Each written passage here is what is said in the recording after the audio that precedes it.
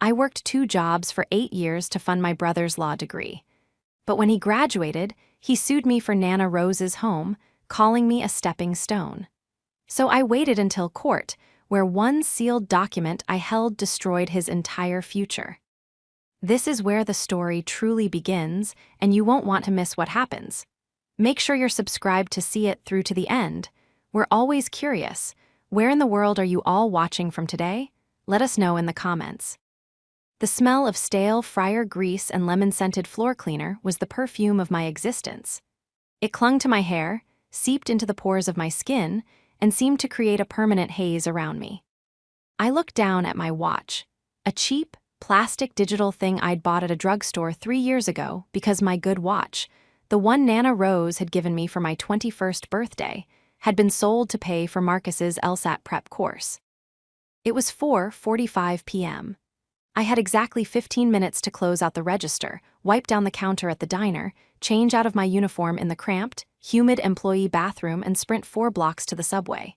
If I missed the 5:05 train, I would be late, and being late was not an option. Not tonight.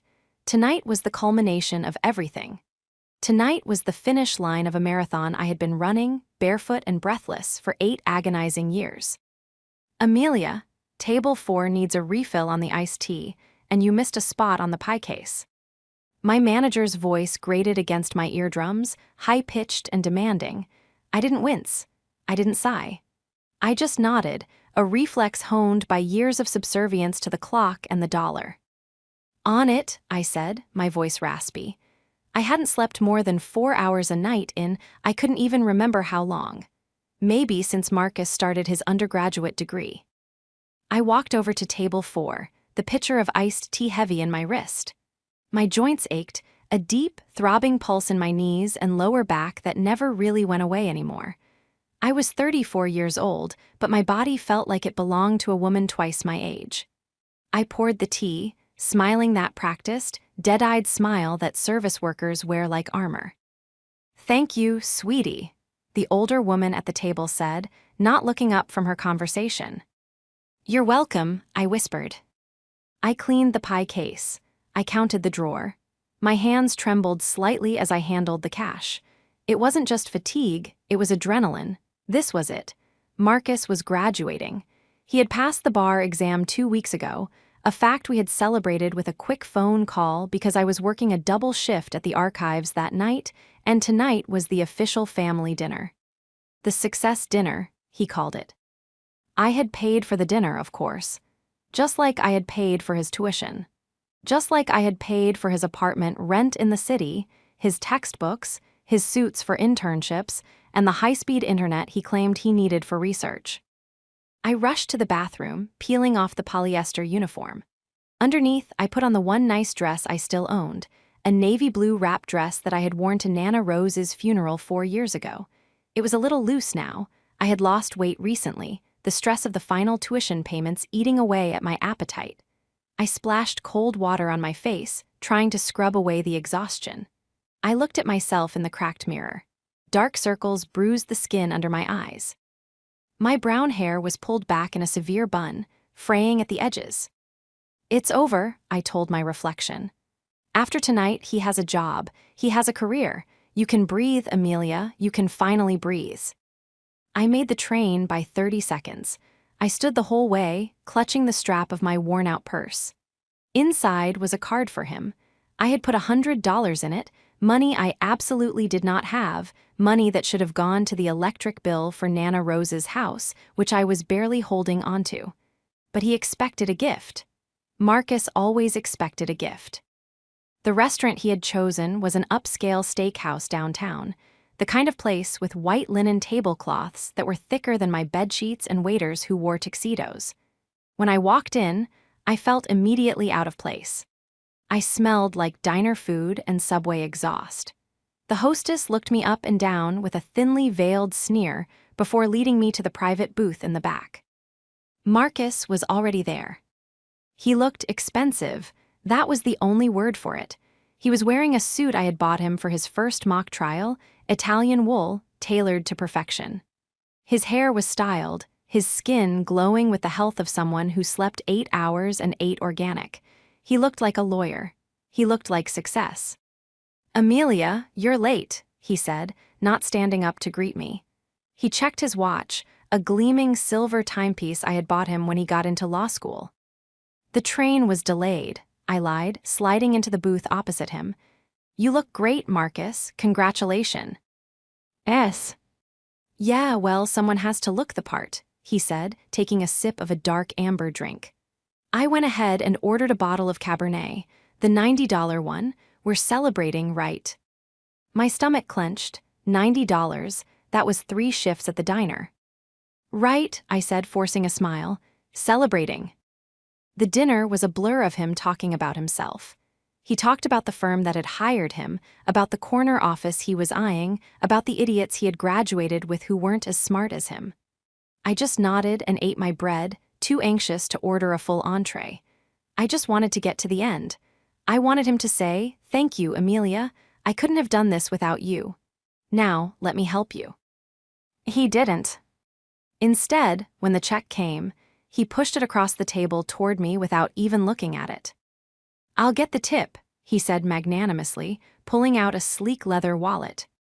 I stared at the black leather folder containing the bill. My hand shook as I reached for my debit card. I knew it would go through, but only because I had transferred the last of the emergency fund that morning. "So," Marcus said, leaning back in the booth, swirling the last of his wine.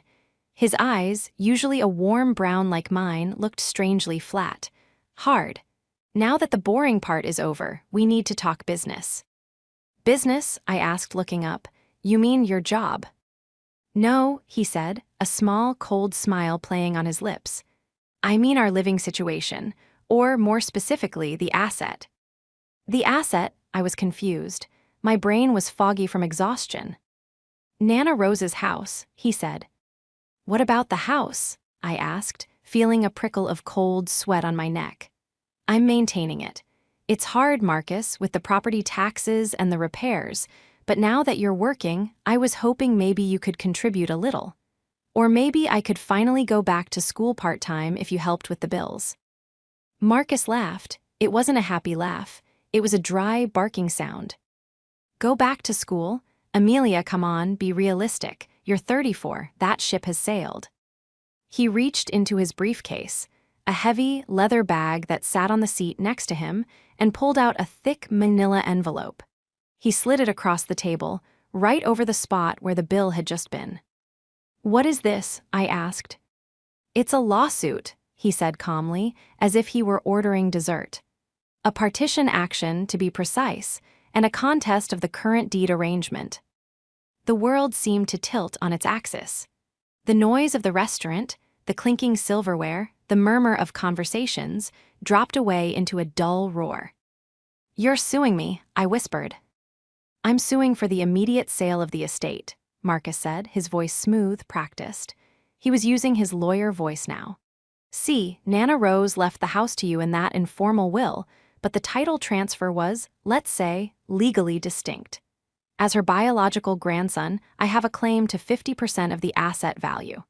Actually, I'm arguing for 75%, citing mismanagement of the estate during my educational years." "Mismanagement?" My voice rose, cracking. "Marcus, I worked 2 jobs. I worked 18 hours a day to pay for your school. I used the money I saved for the roof repair to pay for your bar prep. I haven't bought new clothes in 4 years." He waved his hand dismissively. "That was your choice, Amelia. No one put a gun to your head. You took on the role of provider. That's what you do. It's your function." "My function?" Tears stung my eyes, hot and angry. "Look," he said, leaning forward, his face hardening. "I'm an attorney now. I'm going to be making serious money. I need capital to buy a condo in the city, something that fits my new status. I can't have my equity tied up in that rotting old Victorian in the suburbs with you living in it like some spinster ghost." "That is my home," I said, my voice trembling. "It's Nana Rose's home. She wanted me to have it because I took care of her when she was sick. Where were you, Marcus? You were at parties. You were networking." "I was building a future," he snapped. "And now that future is here. You served your purpose, Amelia. You got me here, you carried the load. But let's be honest, that's all you're really good for. You're a beast of burden. You exist to carry us, me, the family legacy, that's it. And now I don't need carrying anymore. He stood up, buttoning his jacket. He looked down at me, and for the first time I saw him clearly. I didn't see the little brother I had piggybacked in the park. I didn't see the teenager I had helped with homework. I saw a stranger, a predator. You'll be served officially tomorrow, he said, checking his watch again. Don't fight it, Amelia. You can't afford a lawyer, and I am a lawyer. Just sign the settlement I'm offering. You get 10% of the sale. It's enough to get you a rental somewhere appropriate. He turned and walked away. He didn't look back. I sat there, frozen. The envelope lay on the table like a bomb. The waiter came by, picked up the credit card receipt I had signed, and looked at me with pity. Are you okay, miss? I looked at the empty chair where my brother had sat. The pain in my chest was so sharp I thought I might be having a heart attack. But it wasn't my heart failing. It was my heart breaking. No, I whispered, clutching the envelope. I'm not okay. The betrayal wasn't just in the lawsuit. It wasn't just in the money. It was in his eyes. He had watched me bleed for him for 8 years, and he hadn't seen love. He had seen a resource to be mined until it was empty. His words cut deeper than 8 years of fatigue ever could. The ride home was a blur of neon lights and darkness. I didn't take the train. I couldn't handle the crush of bodies, the noise, the smell of humanity. I walked. I walked 5 miles in heels that were worn down to the nub, my feet blistering, my legs screaming. I needed the pain. The physical pain was the only thing grounding me, keeping me from dissolving into the damp pavement. It was nearly midnight when I reached the house. Nana Rose's house. It was a sprawling, creaky Victorian that sat on a hill overlooking the older part of town. The paint was peeling. I hadn't been able to afford a painter since 2019, and the porch sagged on the left side. But it was beautiful. It was the only place in the world that had ever felt safe. I unlocked the heavy oak door and stepped into the foyer. The smell hit me instantly, lavender and old paper. Nana Rose's smell. She had been gone 4 years, but the house held on to her. It held on to her in the dust motes dancing in the moonlight, in the groaning of the floorboards, in the silence that felt like a held breath. I didn't turn on the lights. I navigated by memory, walking into the kitchen where I had fed Marcus breakfast every morning before school, where I had sat with Nana Rose as she withered away from cancer, holding her hand while Marcus was away at a critical summer internship I had paid for. I sat at the kitchen table, the same table where I had balanced my checkbook 1,000 times, crying over cents that wouldn't add up. I placed the manila envelope in the center of the wood.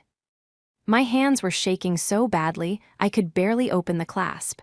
I pulled out the documents.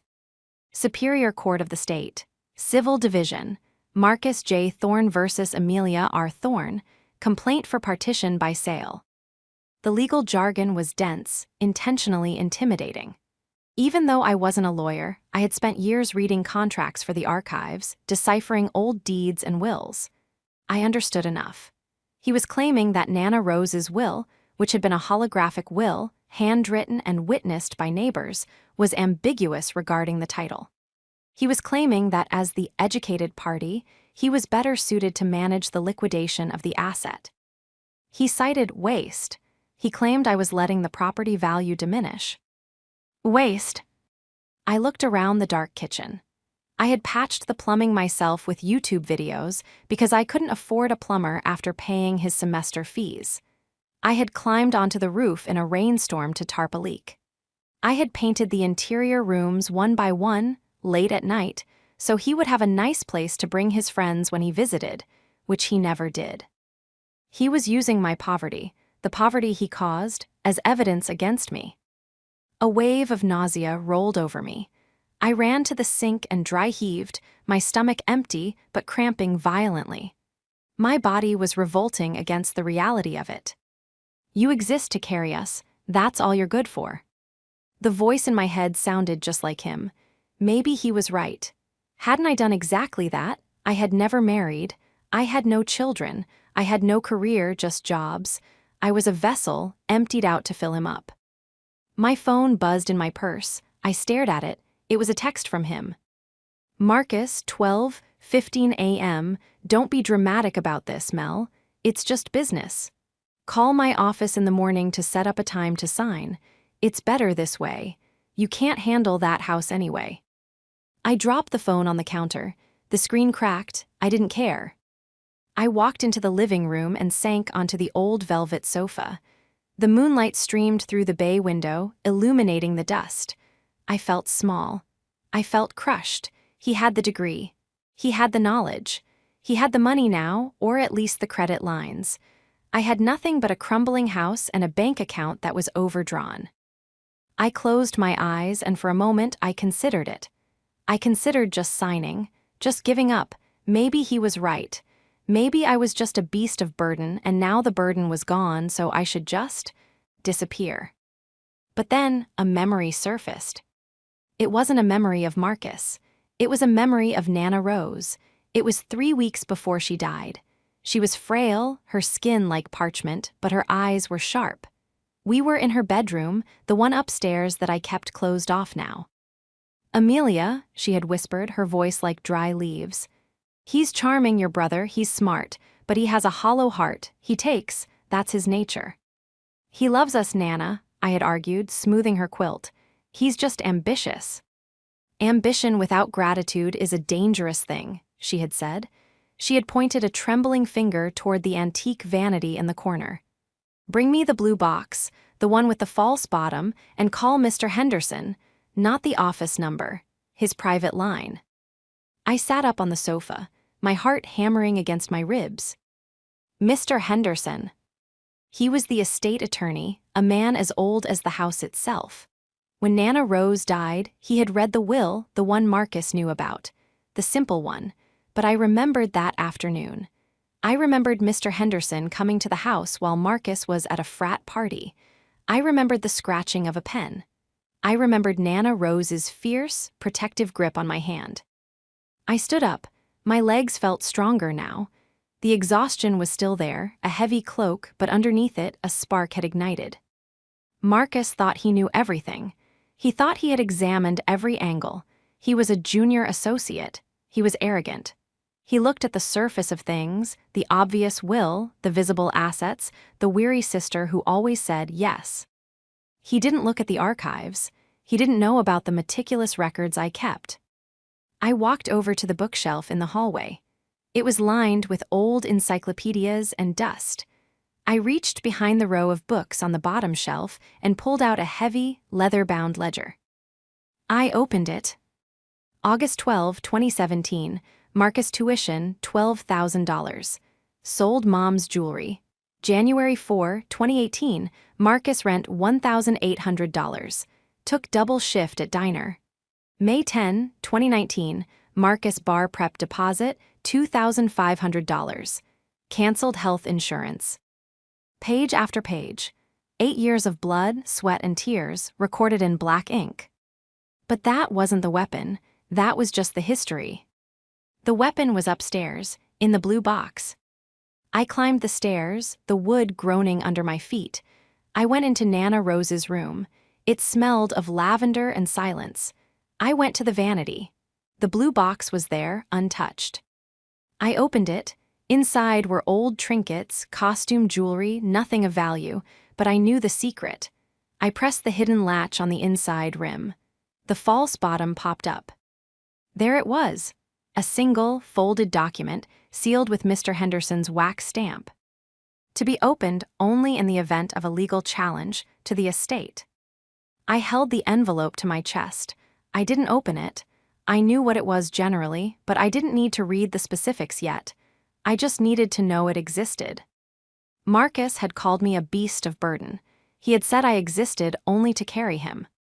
He was about to learn that when you overload a beast of burden, sometimes it doesn't collapse. Sometimes it kicks. I walked back downstairs, picked up my cracked phone, and dialed a number I hadn't called in 4 years. It was late, but I knew he would be awake. He was an insomniac, just like Nana Rose.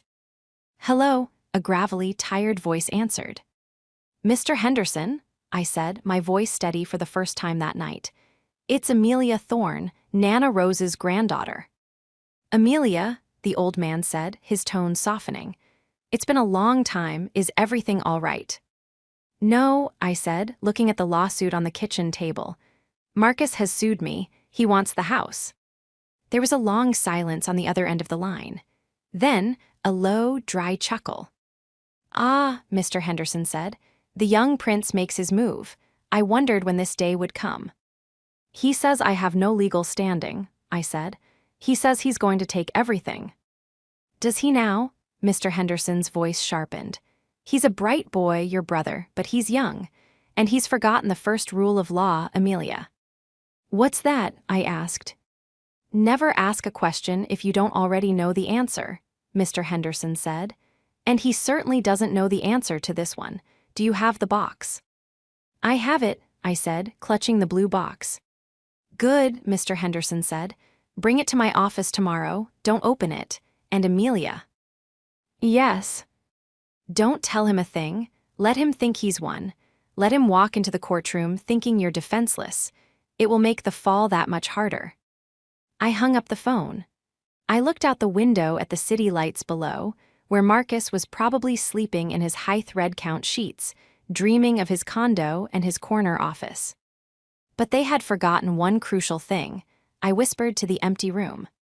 I wasn't just a sister, I was the archivist. I kept the records, and I had kept the receipts. The morning sun didn't bring clarity. It brought a harsh, unforgiving light that exposed every crack in the plaster of Nana Rose's kitchen and every line of exhaustion etched into my face. I hadn't slept. I had sat in the wingback chair in the living room, watching the dust motes dance in the shafts of light, holding the blue box like a holy relic. I needed to understand how we got here. To understand the cruelty of the present, I had to dissect the anatomy of the past. My mind, trained in the meticulous art of archiving, began to sort through the memories, cataloging the sacrifices I had made, not as acts of love, but as evidence of my own foolishness. I remembered the winter of 2018. The polar vortex winter. Marcus had been in his first year of law school. He had called me, his voice tight with panic, telling me that his laptop had crashed, the hard drive fried, all his outlines for torts and contracts gone. He needed a new MacBook Pro, the top-of-the-line model, and he needed it now or he would fail his midterms. I didn't have the money. I had $300 in my checking account, earmarked for the heating oil delivery. "Amelia, please," he had begged. "I can't use the library computers. They're too slow and the library closes at midnight. I need to study until 4 a.m. This is my future. This is our future. When I'm a partner, I'll buy you 10 laptops." I had hung up the phone and looked at the thermostat. I turned it down to 55 degrees. I put on 3 sweaters. Then I walked to the pawn shop on 4th Street.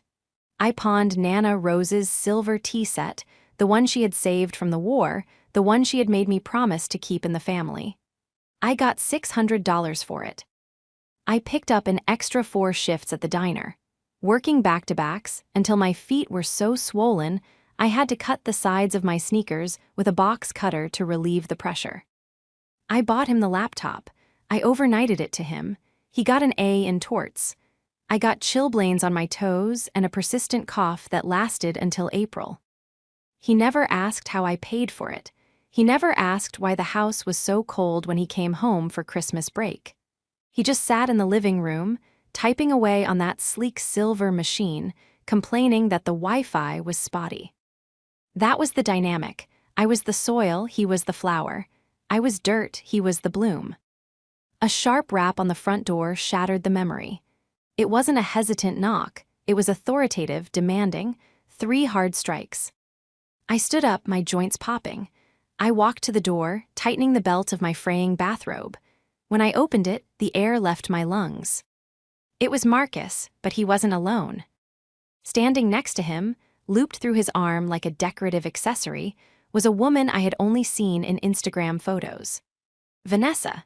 She was the daughter of a senior partner at his firm, a woman who had grown up in a world I had only glimpsed in movies. She was wearing a cream-colored cashmere coat that probably cost more than my car, and her blonde hair was blown out to an impossible, glossy perfection. "Marcus," I said, clutching the robe tighter. It's 8 a.m. "Good morning, Amelia," Marcus said, breezing past me into the foyer without waiting for an invitation. Vanessa followed, her heels clicking sharply on the hardwood. She wrinkled her nose slightly, as if she smelled something unpleasant. Maybe it was the dampness of the old house. Maybe it was me. "We have a brunch reservation at Le Monde at 10, Marcus said, checking his watch, the watch I bought him. But Vanessa wanted to see the property. Since we're moving forward with the partition, we need to get a jump on the staging concepts." "Staging?" I felt like I was speaking a foreign language. "Marcus, I haven't agreed to anything. I haven't even responded to the lawsuit yet." Marcus turned to me, his expression shifting from indifference to mild annoyance. "Amelia, don't be tedious. The lawsuit is a formality. You can't afford to buy me out, and you can't afford a legal battle. The house gets sold. That is the inevitable conclusion. Vanessa has a brilliant interior designer who thinks we can flip this place for a premium if we gut the kitchen and open up the floor plan." Vanessa stepped forward, her eyes scanning the peeling wallpaper with a predatory gleam. She didn't look at me. She looked through me. "The bones are decent," she said, her voice raspy and bored. "But this layout is archaic. The flow is terrible. We'd need to knock out this wall here." She gestured to the wall separating the foyer from the living room, the wall where Nana Rose's portrait hung, and definitely remove that hideous carpeting on the stairs. "That runner is hand-woven," I said, my voice shaking. "Nana brought it from the old country." Vanessa finally looked at me. Her eyes were ice blue, cold and flat. She smiled, but it didn't reach her eyes. "It's dusty, sweetie, and it smells like mildew. Buyers in this market want clean lines, not sentimental dust traps." "Vanessa is right," Marcus said, walking over to the fireplace and running a finger along the mantel, checking for dust. He wiped his finger on his handkerchief with a grimace. "This place is a mausoleum, Amelia. You're living in a grave. We're doing you a favor, really. With your share of the sale, you can get a nice lit TLE apartment, something manageable. Something that doesn't require maintenance you can't afford." "I have maintained it," I whispered. "I fixed the roof, I fixed the boiler." "You put a Band-Aid on a bullet wound," Marcus scoffed. "Look at you, Amelia. Look at this place. It's sad. You're holding onto a ghost because you have nothing else. No career, no husband, no life, just this." He gestured vaguely at the room. Then he dropped the bombshell. "Besides," he said, slipping his arm around Vanessa's waist, pulling her close, "we need the capital. Vanessa and I are getting married." The silence that followed was heavy, suffocating. Married. He was getting married, and I was hearing about it while standing in my bathrobe, being told I was being evicted from my own home. "Congratulations," I said. The word tasted like ash. "Thank you," Vanessa said, flashing a ring that caught the light, a diamond the size of a grape. "It's going to be a massive wedding. The plaza, next June. Daddy is covering the reception, of course, but Marcus insists on buying our first home himself. He's so independent." She looked at him with adoration, completely unaware, or perhaps uncaring, that his independence was being funded by the cannibalization of his sister's life. "We found a brownstone in the city," Marcus added, his chest puffing out. "It's perfect, but the down payment is significant, hence the need to liquidate this asset quickly. I can't have my credit tied up in a non-performing property." "A non-performing property," I repeated.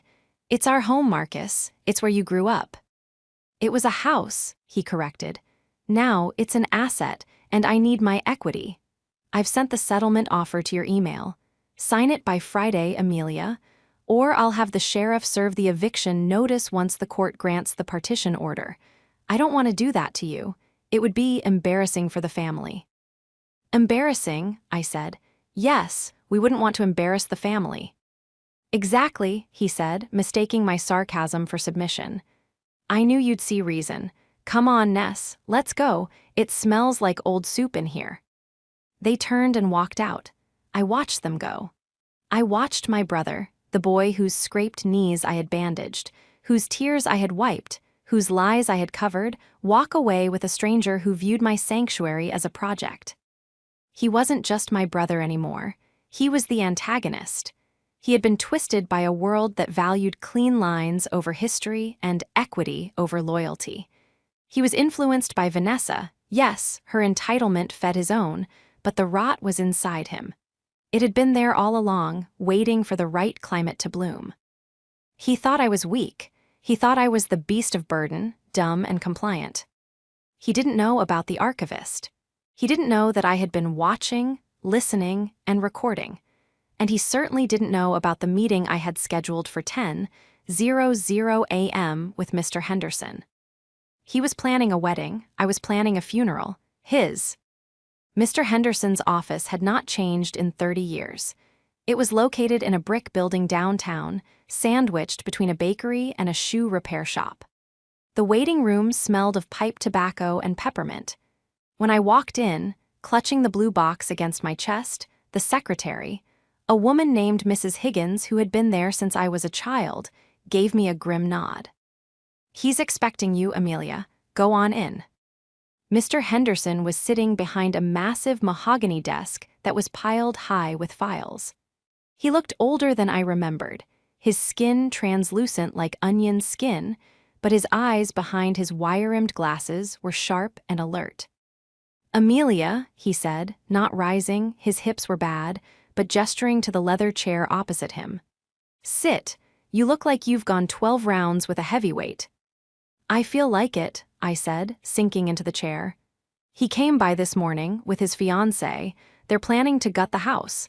He wants me out in weeks." Mr. Henderson tutted, a soft clicking sound against his teeth. "Impatience, the vice of youth, did you bring it?" I placed the blue box on the desk. I opened the false bottom and took out the sealed envelope. "I haven't opened it," I said, "but I remember Nana saying it was for an emergency." Mr. Henderson took the envelope. He didn't open it either. He just tapped it with a gnarled finger. "This," he said, his voice dropping to a conspiratorial whisper, "is a holographic codicil. Your grandmother came to me 3 years before she passed. She was worried. She saw things, Amelia. Mothers always do.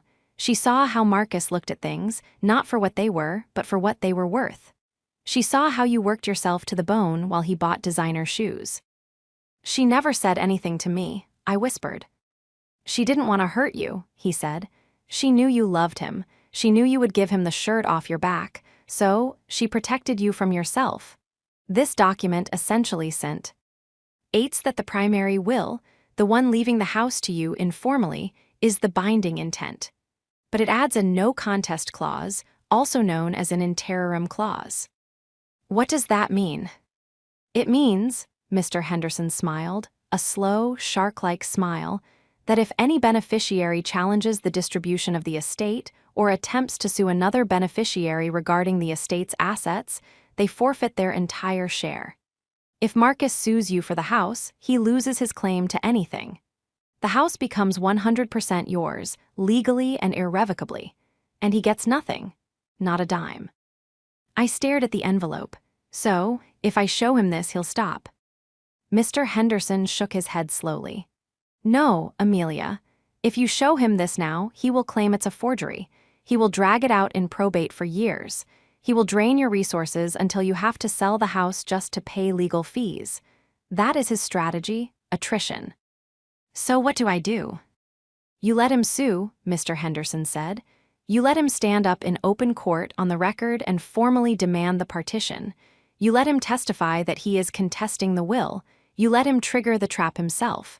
Once he has sworn under oath that he is challenging the estate, then we present the codicil. At that point, the act is done. The clause is activated. There is no take-backs." A cold chill ran down my spine. It was a gamble. It required nerves of steel. "But there's something else," I said, my mind racing.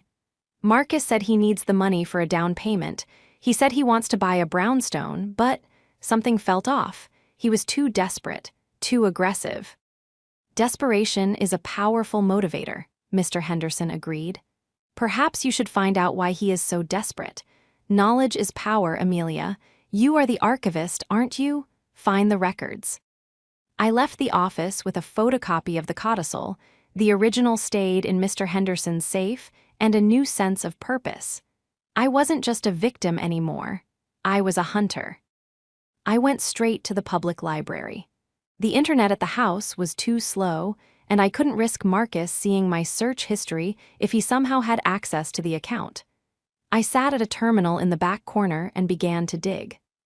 I started with the obvious: social media. Vanessa's profile was public. It was a curated feed of luxury, trips to Aspen, dinners at Michelin-star restaurants, and photos of her and Marcus. Power couple lawyer life. I looked closer at the photos. In one from 3 months ago, Marcus was wearing a watch, a Patek Philippe. I quickly Googled the model. Retail price, $45,000. I did the math. A first-year associate, even at a top firm, made good money, but not that kind of money. Not after taxes, rent in the city, and student loan payments. Wait, he didn't have student loan payments. I had paid for everything. So where was his money going? I dug deeper. I accessed the county civil court records. It cost me $20 to do a statewide search, $20 I needed for groceries, but I paid it. I typed in Marcus J. Thorne. 2 hits. One was the lawsuit against me, filed yesterday. The other was a judgment, filed 6 months ago. Thorne versus Luxury Auto Leasing. It was a default judgment for unpaid lease payments on a Porsche Cayenne. Amount owed, $12,500. I felt a surge of adrenaline. He was living beyond his means, way beyond. But a judgment for a car wouldn't make him desperate enough to sue his sister for her home. There had to be more. I thought about his friends, the ones he bragged about, the crypto guys, the investment bros. I searched his username, the one he used for everything since high school, M. Thorne Law, on various forums. It took me 3 hours. My eyes burned. The library was closing in 10 minutes. Then I found it, on a subreddit dedicated to high-risk options trading. A user named M. Thorne Law had been posting frantically for the last 4 months. Post from 3 months ago, just leveraged 50K on margin. This is a sure thing, right, boys? Post from 1 month ago, need liquidity fast, margin call incoming. Any advice on bridge loans? Post from 2 weeks ago, I have a guaranteed asset coming liquid soon, inheritance. Just need to hold off the creditors for 30 days. Can I use a pending lawsuit as collateral? My hand flew to my mouth. He wasn't buying a brownstone. He wasn't building a future. He was broke. He had gambled away his salary and probably money he didn't even have. He was drowning in margin debt. He needed the house money not to buy a new life, but to save himself from financial ruin. The down payment story was a lie for Vanessa. If she knew he was a gambler with massive debt, she and her powerful father would drop him in a heartbeat. He was suing me to cover his bad bets. I sat back in the hard plastic chair, the library lights flickering overhead. The picture was complete. Marcus wasn't just cruel, he was cornered. He was a trapped animal, lashing out at the only thing he thought he could control, me. He thought I was the resource he could mine one last time to fill the hole he had dug for himself. I printed the screenshots. I printed the court judgment. I added them to my file, right next to the codicil. I had the leverage. I had the trap. He wanted to play games. He wanted to talk about assets and liabilities. I looked at the stack of papers in my hands. "Okay, Marcus," I whispered, "let's go to court." The weeks leading up to the first formal legal proceeding were a slow, grinding torture. Marcus didn't just sue me, he besieged me. It started with the letters, formal, aggressive demands from his law firm, sent via certified mail, piling up on the hallway table like snowdrifts. Notice to inspect, demand for accounting, interrogatories.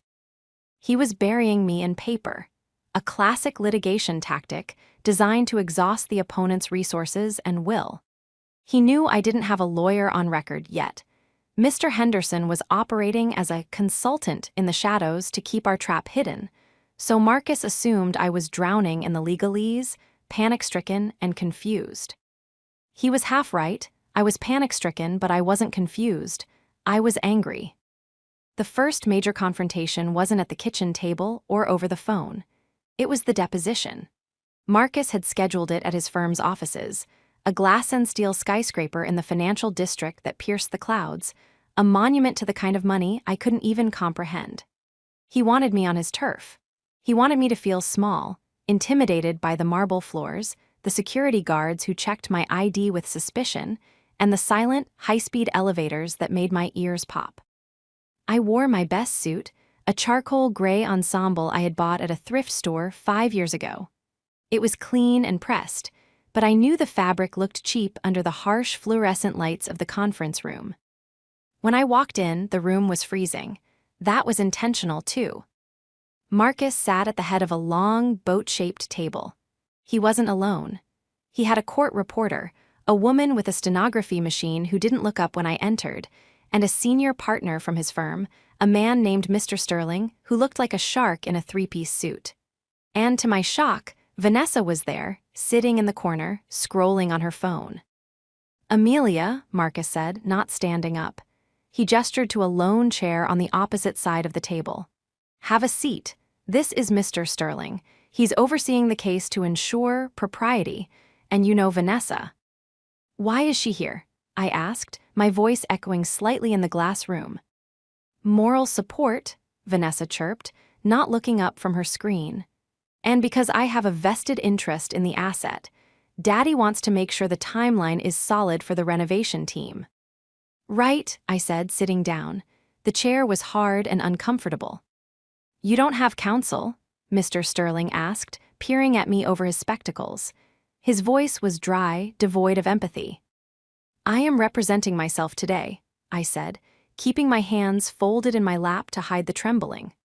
"Very unwise," Mr. Sterling muttered. "But it's your right. Marcus, proceed."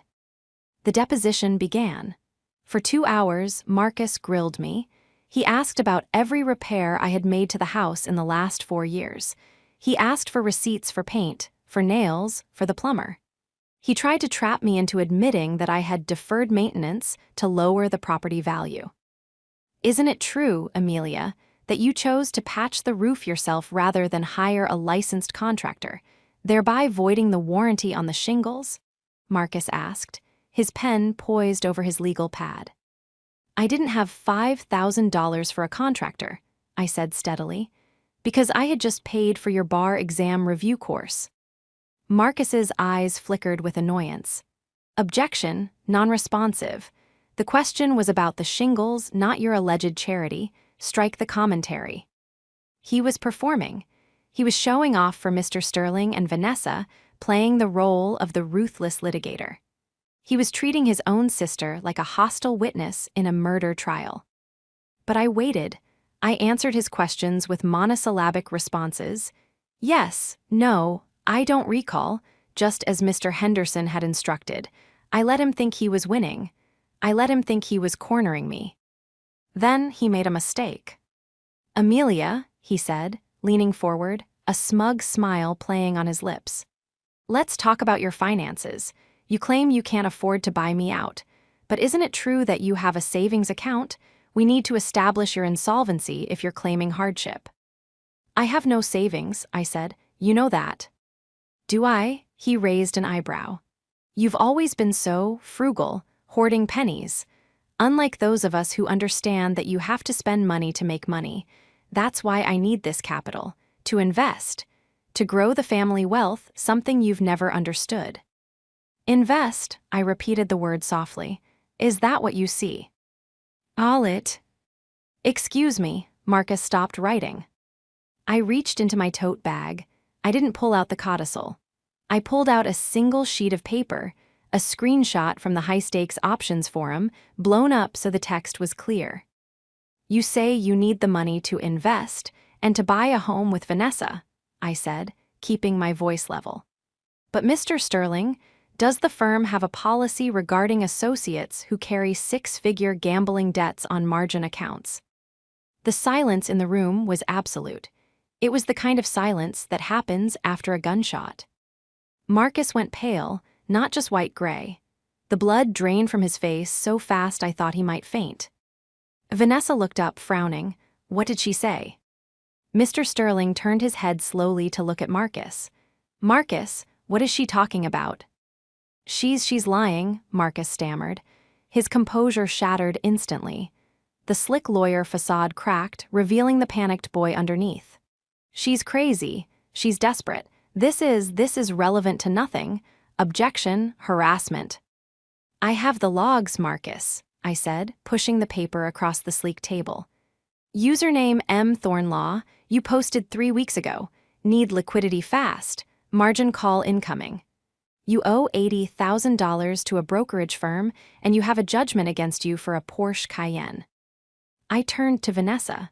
He isn't buying a brownstone, Vanessa. He's trying to sell Nana Rose's house to pay off his bookie essentially. He's broke. Vanessa stood up, her phone clattering to the table. She looked at the paper, then at Marcus. Her expression wasn't one of betrayal, it was one of disgust. Marcus, she said, her voice sharp. Is this true? Daddy said he ran a background check, but he didn't check. Read it.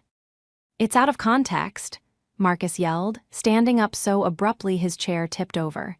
It was a simulated trading account. It was for research, for a case.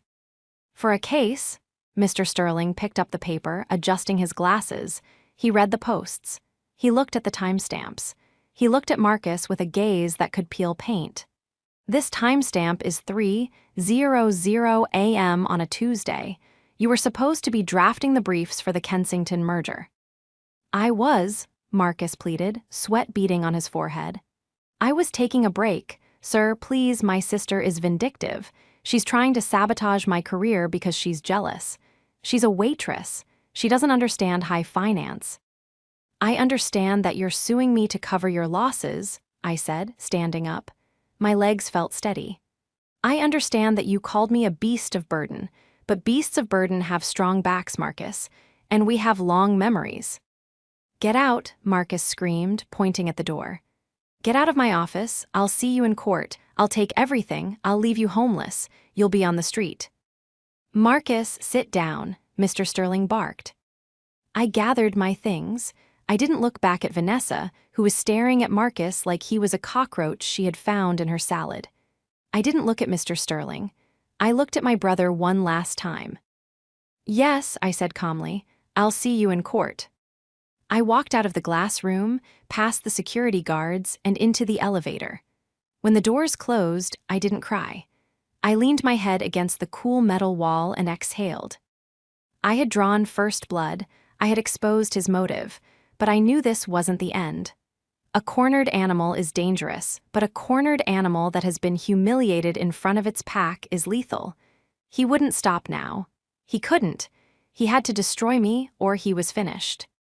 The aftermath of the deposition was like the retreat of the tide before a tsunami. For 3 days, there was silence. No emails, no letters. Then the wave hit. It started with a phone call at the diner. It was my manager, looking pale and uncomfortable. Amelia, she said, pulling me into the back office. I don't know how to tell you this, but we got a call from the health department and the labor board. Someone filed an anonymous complaint claiming you were stealing tips and handling food without gloves while sick. What? I gasped. I've never stolen a dime, and I wash my hands until they bleed. I know, she said, her eyes watering. I know you, but they have to investigate. Corporate is spooked. They want me to suspend you pending the investigation. Suspend me, my knees buckled. I need this job. I have the legal fees, the house. I'm so sorry, she whispered. It came from a law firm's number initially, though they claimed to be a concerned citizen. Amelia, who are you fighting? I walked out of the diner, my apron in my hand, the midday sun blinding me. He was attacking my livelihood. He was trying to starve me out before the trial. When I got home, the power was off. I called the electric company. There was a request to disconnect service. the operator said. The request came from a Mr. Marcus Thorne, who claimed to be the executor of the estate and stated the property W. as vacant. It's not vacant, I screamed into the phone, standing in my dark hallway. I live here. I'm sorry, ma'am, but with the conflicting claims on the deed, we have to flag the account. You'll need to come in person with proof of residency and pay a reconnection fee. I sat on the floor in the dark. He was dismantling my life piece by piece. He wasn't just trying to win a lawsuit, he was trying to erase me. He wanted me broken, destitute, and begging him for mercy so I would sign the settlement. But he had made a fatal miscalculation. He assumed that pressure would make me crack. He forgot that pressure is also what creates diamonds. I didn't call him, I didn't beg. Instead, I lit candles, the ones Nana Rose used to light for her saints, and I went to work. I spent the next 2 weeks living like a ghost in my own home. I showered at the gym, using a guest pass Mr. Henderson's secretary slipped me. I ate canned beans heated over a camping stove I found in the attic. And every day, I met with Mr. Henderson. We were building the fortress. He will try to expedite the trial, Mr. Henderson said, pacing his office. He needs the money now. The margin calls are likely coming in daily. He's probably borrowing from loan sharks or maxing out credit cards to keep Vanessa happy. We need to be ready. I found more, I said, laying a new stack of documents on his desk. Since I was suspended, I had nothing but time. I had gone back to the archives of my own life. I dug through boxes in the basement I hadn't touched in a decade. What is this? Mr. Henderson asked. Letters, I said, from Nana Rose to her sister in Ireland. I had found a bundle of airmail envelopes, tied with blue ribbon. Nana Rose had written them during the years I was caring for her, and Marcus was in college. Read this one, I pointed to a letter dated May 2019. Mr. Henderson adjusted his glasses and read aloud. My heart breaks for Amelia. She works until her hands shake. Marcus came home this weekend, not to see me, but to ask for money for a trip to Cancun. I told him no. He screamed at me. He told me I was a useless old woman and that he couldn't wait until I was gone so he could liquidate this dump. Amelia doesn't know. She defends him, but I know. That is why I am going to see Mr. Henderson on Tuesday. Mr. Henderson looked up, his eyes wide. This establishes intent. This proves the codicil wasn't just a whim, it was a direct response to his abuse and greed. It solidifies the no contest clause as a protective measure. It proves he's always been this way, I said, my voice hard. He didn't just lose his way, he never had a way. Meanwhile, the cracks in Marcus's world were widening. I saw it on social media. Vanessa had stopped posting photos of him. Her status had changed to "it's complicated." Then, 3 days before the trial, I got a text. Marcus, 11:45 p.m. You think you're smart? You think ruining my reputation with Vanessa is a win? You just made it worse for yourself. Now I don't just need the money, I need revenge. I'm going to destroy you in court. I'm going to make sure you owe me money by the time this is over. He was unhinged, he was terrified. The final piece of preparation came the night before the trial. Mr. Henderson came to the house. He carried a briefcase that looked heavier than usual. The judge assigned to the case is Judge Alastair Vance, Mr. Henderson said, sitting at my kitchen table by candlelight. Is he fair? He's strict, Mr. Henderson said. He hates theatrics, he hates waste, and he despises familial ingratitude. I knew him 40 years ago. He's a man who values the written word. He placed the original codicil on the table. The wax seal was still unbroken. Tomorrow, he said, Marcus will present his case. He will call you to the stand. He will try to paint you as a squatter, a leech. He will lie. You must remain silent. You must let him spin his web until he is fully entangled. And then, Mr. Henderson patted the document, we ask him the question, and we end him. I looked at the document. It was just a piece of paper, but it was also a sword. I'm ready, I said. And I was. The fear was gone. The sadness was gone. All that was left was a cold, crystalline clarity. I had sacrificed my youth for him. I had sacrificed my dreams for him. I would not sacrifice my home. The next morning, I woke up before dawn. I dressed in the navy blue dress, the one I wore to the graduation dinner, the one I wore to Nana's funeral. It hung loosely on my frame now. I pulled my hair back. I put on the watch Nana gave me, the one I had bought back from the pawn shop 3 days ago using the last of my grocery money. I walked out of the house. I locked the door. "I'll be back," I whispered to the peeling paint and the sagging porch. "And when I come back, you'll be safe." I took the bus to the courthouse. The sky was gray and heavy with rain as I ascended the marble. E-steps, I saw Marcus. He was standing near the pillars, smoking a cigarette, a habit he said he detested. He looked haggard. His suit was rumpled. His eyes were red-rimmed. He was alone. Vanessa was nowhere to be seen. Mr. Sterling was there, looking impatient and checking his phone. Marcus saw me. He threw the cigarette down and crushed it under his expensive Italian heel. He didn't say a word. He just glared, a look of pure, unadulterated hatred. I didn't look away. I walked past him, my head high, the sound of my cheap heels echoing on the stone like a war drum. We entered courtroom 4B. The bailiff opened the heavy wooden doors. The room smelled of old wood and justice. Mr. Henderson was already there at the defendant's table, arranging his files with slow, deliberate movements. He looked up and winked, a tiny, imperceptible twitch of his eyelid. I sat down beside him. "All rise," the bailiff bellowed. Judge Vance entered. He was a mountain of a man with a shock of white hair and a face carved from granite. He sat down, adjusted his robes, and looked over his spectacles at us. "Case number 49,204, he rumbled. "Thorne versus Thorne. Counsel, are we ready to proceed?" Marcus stood up. "Ready for the plaintiff, Your Honor." His voice was strong, but I could hear the tremor underneath. "Ready for the defendant, Your Honor," Mr. Henderson said, his voice like gravel. "Very well," the judge said, opening statements. Marcus walked to the center of the room. He turned to face the judge, his back to me. He began to speak, weaving a tapestry of lies about his rightful inheritance, his sentimental attachment to the home, and his sister's gross mismanagement of the estate. He was articulate, he was persuasive, he was lying. I watched him, and for the first time in my life, I didn't see my brother. I didn't see family. I saw the defendant, and I was the prosecution. The air in the courtroom was stagnant, heavy with the scent of floor wax and the dull hum of the ventilation system.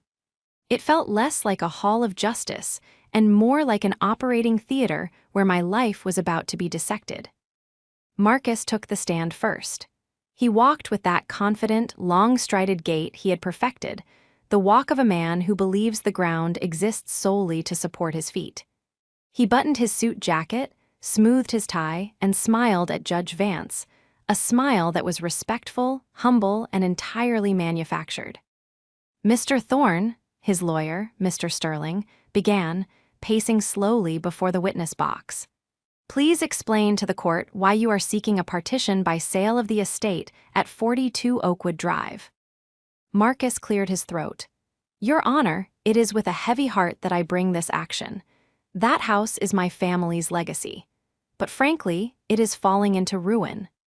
My sister, Amelia, has been living there alone for 4 years, and despite her best intentions, she simply lacks the financial acumen and the resources to maintain an asset of that magnitude."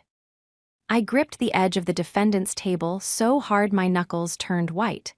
"Lacks the resources," I thought, "because I gave them all to you." "She has allowed the roof to leak," Marcus continued, his voice dripping with faux concern. "She has let the garden overgrow. The property value is stagnating. I have tried to reason with her. I have offered to buy her out to help her move into a more suitable apartment. But she is obstinate. She is letting our grandmother's legacy rot because she is emotionally unable to let go." "And what is your goal, Mr. Thorne?" Mr. Sterling asked. "My goal is to save the equity," Marcus said, placing a hand over his heart. I want to sell the property, ensure my sister gets her fair share so she can be taken care of, and invest my portion to secure my own future, as Nana Rose would have wanted. I am trying to be the responsible steward here." "Thank you," Mr. Sterling said. "No further questions." Judge Vance turned his gaze toward our table. Cross-examination.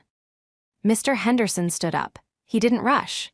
He moved with the slow, creaking deliberation of an ancient oak tree. He walked to the center of the room, carrying nothing but a single sheet of paper, the screenshot of the gambling forum. He left the blue box on the table. "Mr. Thorne," Mr. Henderson's voice was raspy, filling the room like smoke. "You speak of financial acumen. You speak of stewardship." "I do," Marcus replied, his chin raised. "You are a junior associate at Sterling and Associates, correct?" "I am." "And your salary is substantial." "It is commensurate with my skills," Marcus said smoothly. "Then tell me," Mr. Henderson said, stepping closer, "why is there a judgment against you for $12,000 regarding a Porsche Cayenne?" Mr. Sterling shot up. "Objection, relevance." "It goes to the witness's credibility regarding financial stewardship, Your Honor," Mr. Henderson said calmly. Judge Vance peered over his glasses. "Overruled. Answer the question." Marcus shifted in his seat. That was a clerical error. A misunderstanding with the leasing company. It's being resolved." "I see," Mr. Henderson said. He didn't press it. He just let the lie hang there. Then he walked back to the table and picked up the ledger, my handwritten ledger. "You claim my client, your sister, lacks resources. Can you tell the court who paid for your tuition at Georgetown Law?" Marcus stiffened. "There were family contributions." "Specifics, Mr. Thorne," Mr. Henderson snapped. "Did you pay it?" "No." "Did you take out loans?" "No." "So Amelia Thorne paid it. Is that correct?" Marcus looked at me. His eyes were cold daggers. "She assisted, yes." "She assisted," Mr. Henderson repeated, opening the ledger. "August 2017, $12,000. January 2018, $1,800 for rent. May 2019, $2,500 for bar prep. Mr. Thorne, this ledger indicates that your sister has assisted you to the tune of nearly $140,000 over 8 years. Is that accurate?" "I haven't audited her little notebook," Marcus sneered. "It's not a notebook, Mr. Thorne. It's evidence," Mr. Henderson said, slamming the ledger shut. The sound echoed like a gunshot. "But let us get to the heart of the matter. You are suing for partition. You are asking this court to overturn the current living arrangement and force a sale. You are, in essence, contesting the distribution of your grandmother's estate as it stands." "I am asserting my rights as a beneficiary," Marcus said, his voice rising. "Nana Rose died without a formal will regarding the house. It passes by intestate succession. Half to me, half to her. That is the law. I am simply demanding what is mine." "So you are formally challenging the status quo. You are contesting your sister's claim to the home." "Yes," Marcus shouted, losing his composure. "I am contesting it. She has no right to keep me from my money. It's my house, too." Mr. Henderson smiled. It was a terrifying expression. "Thank you, Mr. Thorne. You have made your position perfectly clear. You may step down." Marcus looked confused. He had expected a fight. He had expected to be drilled on the details. Instead, he was dismissed. He walked back to his table, looking at Mr. Sterling, who shrugged. "Defense, call your witness," Judge Vance said. "The defense calls no witnesses, Your Honor," Mr. Henderson said. A murmur ran through the courtroom. Mr. Sterling looked shocked. Marcus looked triumphant. He thought I was giving up. He thought I was too weak to fight. "However," Mr. Henderson continued, his voice rising, "the defense wishes to submit a piece of evidence that has come to light. A document that was entrusted to my care by the deceased, Rose Thorne, to be opened only in the event of a legal contest between her grandchildren." He picked up the blue box. He walked to the bench. "Your Honor, I present to you the holographic codicil to the last will and testament of Rose Thorne, dated May 14, 2019. Authenticated by my office, sealed with my stamp, and witnessed by 2 disinterested parties. Judge Vance took the envelope. He looked at the seal. He looked at Marcus, who had gone very, very still. "Mr. Sterling," the judge said, "you may want to approach the bench." Mr. Sterling walked up. The judge broke the seal. The sound of tearing paper was the only sound in the world. He unfolded the document. He adjusted his glasses. He read it silently. As he read, his eyebrows went up. Then they furrowed. Then he looked at Marcus with an expression that wasn't just judgment, it was disappointment. "Mr. Thorne," Judge Vance said, his voice booming without the microphone. "Counselor, you are a graduate of Georgetown Law, are you not?" Marcus stood up, his legs shaking. "Yes, Your Honor." "Then you are undoubtedly familiar with the concept of an in terrorem clause, commonly known as a no contest clause." Marcus's face went the color of old ash. He gripped the table. "Yes, Your Honor." "Then I suggest you listen very carefully," Judge Vance said. He held up the paper. "I, Rose Thorne, being of sound mind, do hereby amend my intentions regarding my estate. Knowing the sacrifices my granddaughter Amelia has made, and fearing the greed that has taken root in my grandson Marcus, I hereby decree that the property at 42 Oakwood Drive is to be the sole property of Amelia Thorne." The judge paused. Marcus let out a small, strangled sound. "Furthermore," the judge read, his voice hardening, "should any beneficiary of this estate seek to contest this arrangement, or bring legal action against another beneficiary regarding the assets of this estate, that beneficiary shall immediately forfeit their entire share of the estate. They shall receive nothing, not $1, not one brick." The courtroom erupted. Mr. Sterling dropped his pen. Vanessa, who was sitting in the back row, gasped audibly. I sat there, ears streaming down my face. Nana Rose, she had known. She had seen him for what he was, even when I refused to. She had reached out from the grave to protect me. "Order," Judge Vance banged his gavel. "Order in this court." He looked at Marcus, who was now swaying on his feet. "Mr. Thorne, you just stood under oath and confirmed repeatedly that you are contesting the distribution of this estate. You have filed a partition action. You have triggered the clause." I didn't know," Marcus stammered. "It was hidden. This is ambush." "It is a valid testamentary document," Judge Vance snapped. "And you, as a lawyer, should know that due diligence includes asking the executor if such documents exist before you file a lawsuit against your own family." The judge turned to me, his eyes softened. "Amelia Thorne, under the terms of this codicil, which I find to be valid and binding, you are the sole owner of the property. The plaintiff, Marcus Thorne, is disinherited from the estate in its entirety." He turned back to Marcus. "The case is dismissed with prejudice. And Mr. Thorne, I will be forwarding the transcript of these proceedings to the State Bar Ethics Committee. A lawyer who sues his family to cover gambling debts revealed by the defense, and who lies about his financial standing, is perhaps not fit to hold the title." "No," Marcus screamed.